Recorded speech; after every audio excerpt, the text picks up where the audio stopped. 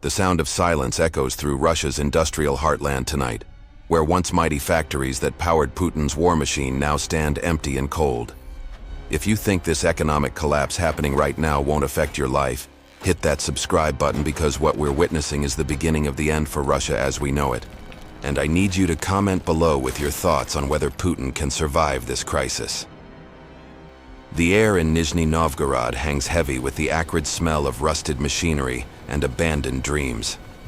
Workers who once proudly assembled military equipment for Putin's invasion of Ukraine now walk past shuttered gates, their footsteps the only sound breaking, the eerie quiet that has settled over Russia's defense industry. This isn't just another economic downturn. This is the systematic destruction of an entire nation's productive capacity. Russia's economy has entered a phase of technical stagnation, according to German Gref, the head of Russia's biggest bank, Sberbank. But the reality on the ground is far more devastating than any banker's careful language can capture. The smell of desperation wafts through the corridors of power in Moscow, where Putin's advisors speak in hushed tones about factory closures that were unthinkable just months ago. In the sprawling industrial complex of Tula, where Kalashnikov rifles once rolled off assembly lines with mechanical precision, the production floors now echo with emptiness.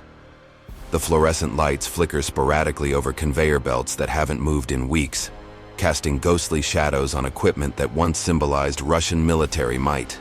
Workers describe the surreal experience of watching their livelihoods evaporate, as international sanctions finally achieve what years of diplomatic pressure couldn't accomplish. Since February 2022, 1.2 million workers have vanished from Russia's labor force, creating what economists are calling a labor famine that's crippling the very foundation of Putin's war economy. But this isn't just about numbers on a spreadsheet. It's about the human faces behind the collapse, the families who built their lives around industries that are now crumbling like sandcastles before an incoming tide. The metallic taste of fear permeates every conversation in Russia's remaining operational factories. Managers speak in code, afraid to acknowledge the obvious reality that their facilities are operating on borrowed time. The rhythmic hum of machinery that once provided comfort and certainty has been replaced by the irregular stuttering of equipment pushed beyond its limits with no hope of replacement parts. Maria Volkov, a welding supervisor at a tank manufacturing plant outside Moscow, describes the gradual decline with painful clarity. First, we couldn't get the German steel we needed. Then the computer chips from Taiwan stopped coming. Now we're cannibalizing old tanks just to keep 3 production lines running instead of 20. Her words carry the weight of a nation's industrial obituary being written in real time. The psychological impact extends far beyond the factory floors. In the cafeteria of what was once Russia's largest aircraft engine facility, workers sit in small groups, their conversations punctuated by nervous laughter that fails to mask their underlying anxiety. The coffee tastes bitter, not from poor quality, but from the knowledge that each day might be their last in a job that defined their identity for decades. Industrial factories in Russia are operating at only 81% capacity, but even this figure masks the severity of the situation. Many facilities are producing at dramatically lower rates, creating substandard products that fail to meet military specifications. The quality control reports paint a picture of systematic failure that would have been unthinkable during the Soviet era when industrial production was a matter of national pride. Vladimir Putin's economic advisors work through sleepless nights in the Kremlin, surrounded by reports that read like chapters from an economic horror novel. The numbers tell a story of systematic collapse. GDP growth slowed to just 1.4% in Q1 2025, with inflation hitting 10.2% in April.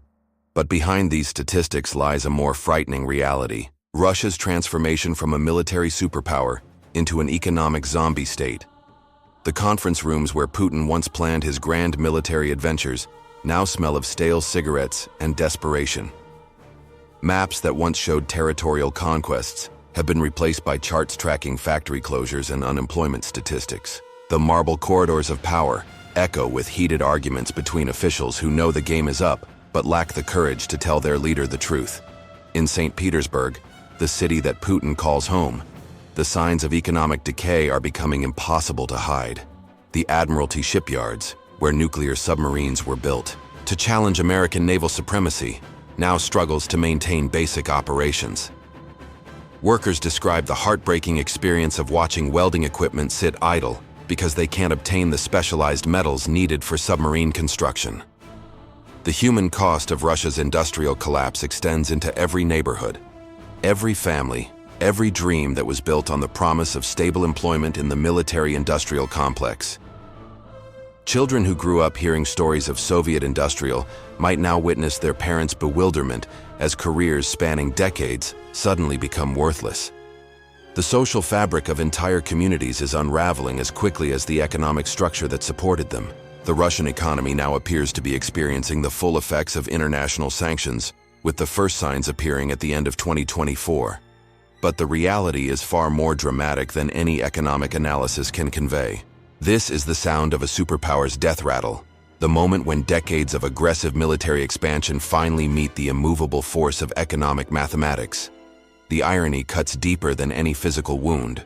Putin's war to expand Russian influence has instead triggered the most comprehensive destruction of Russian industrial capacity since World War II. The factories that were supposed to supply his military machine have become monuments to strategic miscalculation. Every shuttered facility represents not just lost jobs, but lost technological capabilities that took generations to develop. In Volgograd, formerly Stalingrad, the symbolism is almost too perfect. The city that once represented Soviet resistance against Nazi invasion now hosts empty factories that symbolize Russia's surrender to economic reality. The bronze monuments to wartime sacrifice stand in stark contrast to the modern monuments to peacetime failure, abandoned industrial complexes that stretch for miles along the Volga River. The technical specifications of Russia's industrial decline read like a medical examiner's report. The storm of government spending is sustaining the current state of affairs, but it cannot address the chronic problems that have long plagued the Russian economy. Military factories that once produced sophisticated weapon systems now struggle to manufacture basic components, forced to rely on black market purchases of sanctioned materials at astronomical prices. Putin's inner circle operates in a bubble of denial that's becoming increasingly difficult to maintain. The lavish offices in the Kremlin still gleam with polished wood and gold fixtures, but the reports crossing their desks tell stories of systematic failure. Defense contractors who once competed for lucrative government contracts now beg for extensions on delivery dates they know they cannot meet. The cascade effect of factory closures creates a downward spiral that feeds on itself with terrifying efficiency. When a tank factory shuts down, it doesn't just eliminate the jobs of tank builders. It destroys the livelihoods of steel suppliers, electronics manufacturers, transport companies, and hundreds of other businesses in the supply chain. Entire cities built around single industries face extinction as their economic foundation crumbles.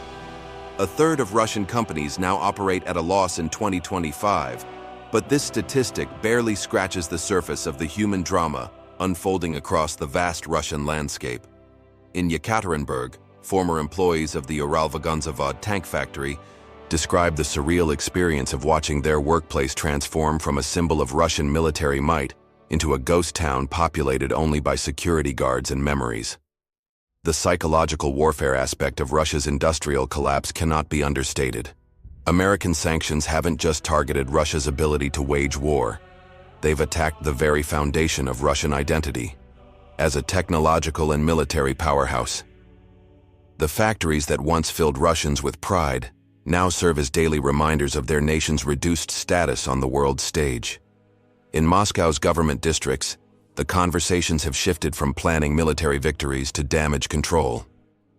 Officials who once spoke confidently about Russia's resilience now whisper about contingency plans and exit strategies. The marble hallways of power echo with footsteps that sound increasingly like retreats rather than advances.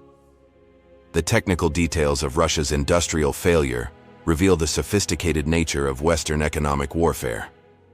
Thousands of companies have terminated or suspended business operations in Russia, creating a web of technological isolation that's proving impossible to overcome.